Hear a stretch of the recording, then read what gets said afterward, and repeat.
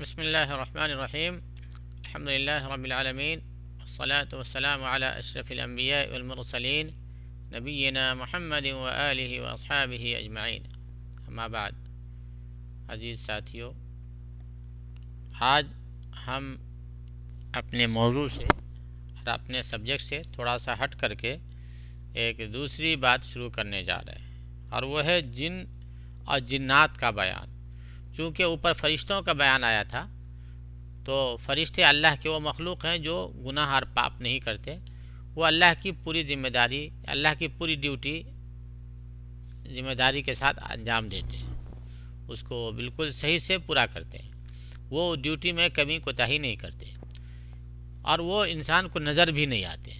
اور ان کی اللہ نے ان کو دیا ہے صفت کہ وہ کبھی اپنا بھیس بدل بھی سکتے ہیں.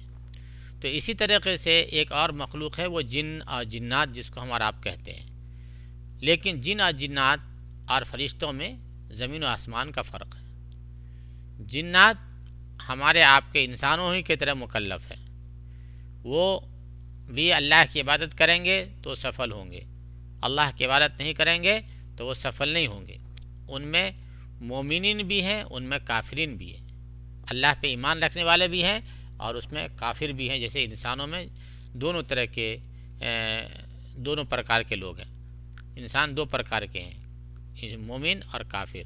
تو جن میں بھی دو پرکار ہیں، مومن اور کافر.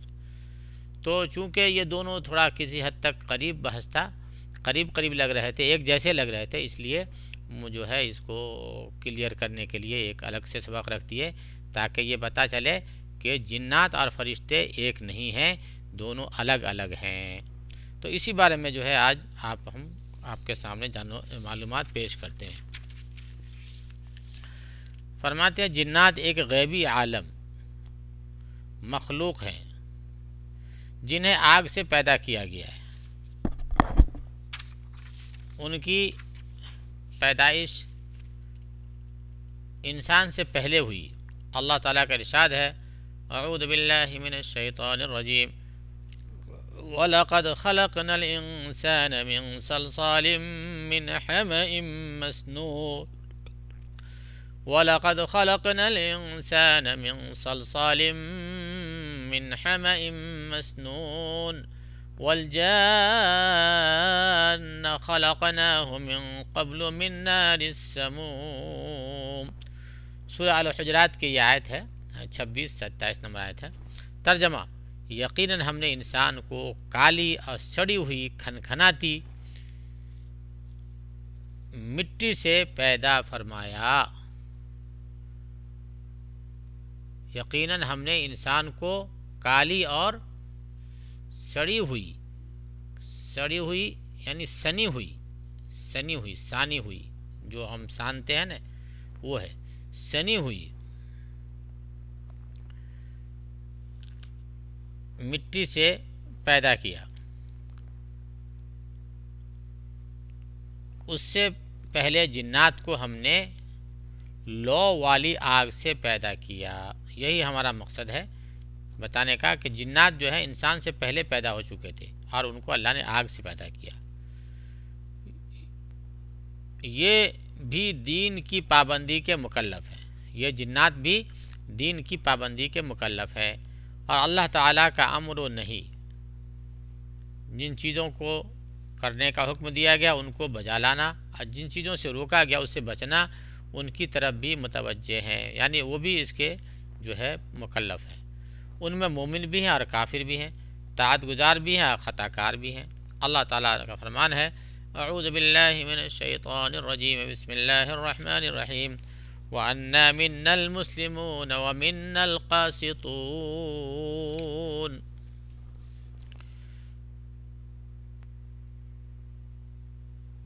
وَأَنَّا مِنَّا الْمُسْلِمُونَ وَمِنَّا الْقَاسِطُونَ فَمَنْ أَسْلَمَ فَأُولَئِكَ تَحَرَّوْا رَشَدًا وَأَمَّا الْقَاسِطُونَ فَكَانُوا لِجَهَنَّمَ حَطَبًا. ترجمہ: یہ آیت سورہ جن کی ہے. سورہ کا نام ہی جن ہے، جو کہ قرآن شریف کے 29ویں پارے میں ہے. تو سورہ جن کی یہ آیت ہے۔ ترجمہ: ہاں، ہم میں سے بعض تو مسلمان ہیں اور بعض بے انصاف ہیں، پس جو فرما بردار ہو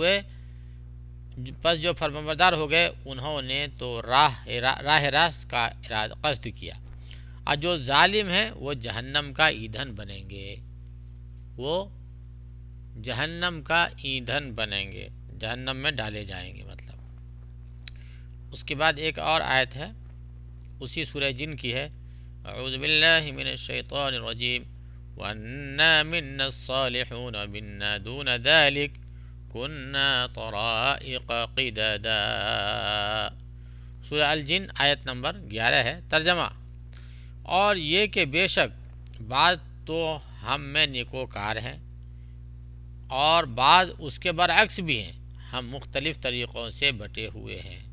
مطلب نیکوکار نیک ہیں، اچھائی کرنے والے، اور بعض جو ہے اس کے اگینسٹ ہے، اس کے ویرودھ میں ہے، یعنی بدکار ہیں، گنہگار ہیں، فاسق اور کافر ہیں۔ تو یعنی یہ بھی کئی جماعتوں اور کئی گروہوں اور ہوائے نفس کے شکار ہیں، جیسا کہ انسانوں میں یہ تمام چیزیں پائی جاتی ہیں۔ تو ان میں جو کافر ہیں وہ بالاتفاق جہنم میں داخل ہوں گے، اور جو مومن ہیں وہ جنت میں جائیں گے، جس طرح کے انسانوں کا معاملہ ہے۔ اللہ تعالیٰ کا فرمان ہے: اعوذ باللہ من الشیطان الرجیم وَلِمَنْ خَافَ مَقَامَ رَبِّهِ جَنَّتَانِ فَبِأَيِّ آلَاءِ رَبِّكُمَا تُكَذِّبَانِ۔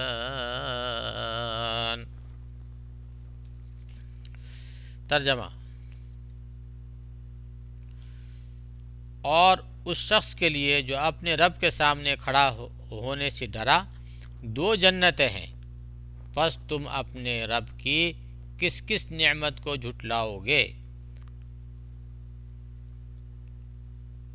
اور ظلم ان کے اندر بھی پایا جاتا ہے، یعنی جناتوں کے اندر بھی ظلم پایا جاتا ہے، جس طرح آدمیوں کے بیچ ہے، آدمیوں کے درمیان ہے۔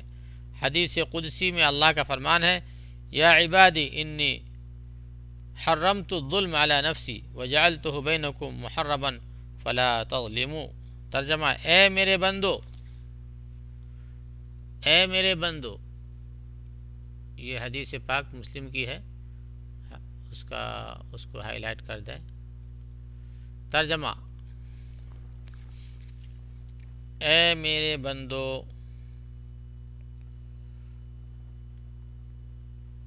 میں نے اپنے نفس پر ظلم کو حرام کر رکھا ہے، پس تم آپس میں ایک دوسرے پہ ظلم نہ کرو۔ آگے فرماتے ہیں: یہ سب واضح دلیل ہوتے ہوئے بھی کبھی کبھی جنات انسانوں پہ ظلم کرتے ہیں، جس طرح کہ انسان بھی کبھی کبھی جناتوں پہ ظلم کرتے ہیں۔ جناتوں پر انسان کا ظلم یہ ہے کہ وہ ہڈی اور گوبر سے استنجا کر لیتے ہیں۔ انسان جو ہے ہڈی اور گوبر سے استنجا کر لیتے ہیں، تو یہ جو ہے سمجھو ہم نے ان کے اوپر ظلم کیا۔ انسان کو ہڈی اور گوبر وغیرہ پہ پیشاب نہیں کرنا چاہیے، اور نہ اس کو پیشاب کی اور گندگی کی صفائی کے لیے بھی اسے ہمیں آپ کو استعمال نہیں کرنا چاہیے۔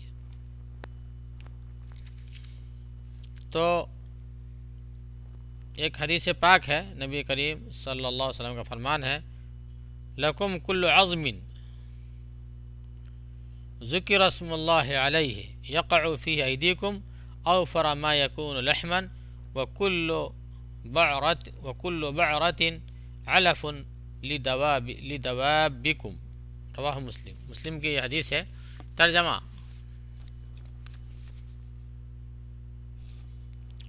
تمہارے لیے ہر وہ ہڈی ہے جس پر اللہ کا نام لیا گیا ہو۔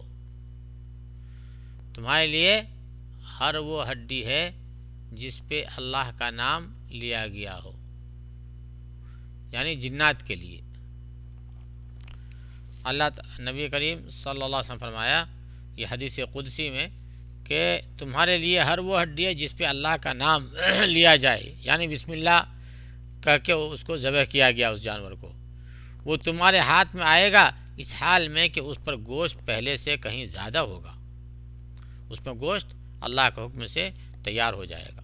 اور ہر مینگنی یعنی جانور کا پاخانہ تمہارے جانور کے لیے چارہ ہوگا۔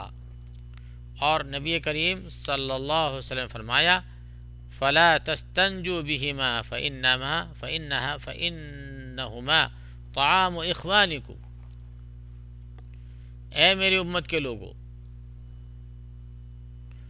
تم ان دونوں چیزوں یعنی ہڈی گوبر سے استنجا نہ کرو، پیشاب پیخانہ کی صفائی نہ کرو۔ استنجا مطلب پیشاب پیخانہ کی صفائی کرنا، یا یہ کہ ہاں تو اس کا ترجمہ سن لیں پہلے۔ اے میری امت کے لوگوں، تم ان دونوں چیزوں ہڈی گوبر سے استنجا نہ کرو، اس لیے کہ یہ دونوں چیزیں تمہارے بھائی جناتوں کی خوراک ہیں، یعنی اس سے نہ صفائی کرو نہ اس کے اوپر پیخانہ پیشاب کرو۔ پیخانہ پیشاب کے وقت میں اس کا خیال رکھے کہ اگر کہیں ہو ہڈی وغیرہ تو یا گوبر ہو تو اس پہ پیخانہ بھی نہ کرے، پیشاب بھی نہ کرے اور اس سے صفائی بھی نہ کرے، کیونکہ یہ جنات کی غذا ہے۔ اس کے بعد فرماتے ہیں انسانوں پر جناتوں کا ظلم و عدوان۔ انسان جو ہے جناتوں پہ جو ہے زیادتی کرتے ہیں اور ان پہ ظلم کرتے ہیں، اس کو جو ہے ہم آگے آپ کے سامنے ابھی بیان کر دیتے ہیں۔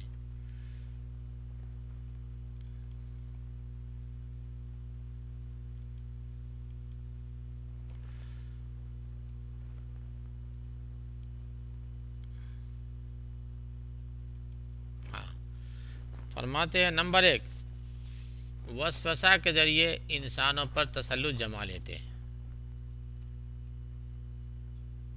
یعنی انسانوں پہ جو ہے وہ ظلم زیادتی کرتے ہیں، اس کی کئی شکلیں ہیں جنات۔